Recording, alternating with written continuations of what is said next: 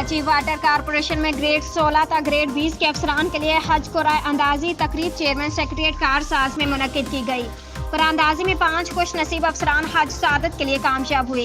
तकरीब के मेहमान खसूसी CEO water corporation engineer Syed Salahuddin Ahmed और CEO water corporation engineer Asadullah Khan थे, जबकि तकरीब में मोहम्मद साकिब, सैयद इमरान जैदी, सैयद इफ्तिखार शाह, नदीम अहमद करमानी, इंतखाब अहमद राजपूत, सैयद सरदार शाह, मोहम्मद नवाज, अमीन तगलक और साजिद निज़ाम समेत दीगर अफसरान मौजूद थे।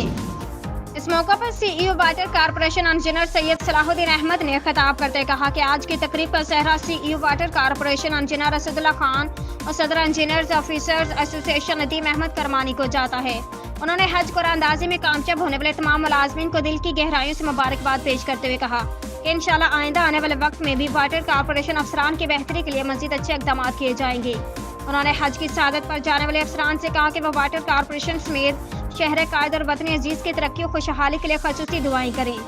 इस मौके पर सदर engineers officers association Nadeem Ahmed Kirmani और फाइनेंस सेक्रेटरी मोहम्मद साकिब समेत दीगर अहदेदारान ने CEO water corporation engineer Syed Salahuddin Ahmed से दरख्वास्त करते हुए कहा कि 2019-20 में होने वाले कुरान अंदाजी में कामयाब होने वाले 2 अफसरान मोहम्मद सलीम मुकल और शाह मोहम्मद जोखियो जो कोरोना वायरस के बाद हज की सादत हासिल नहीं कर सके थे, उन्हें रवां साल हज की सादत हासिल करने के लिए भेजा जाए।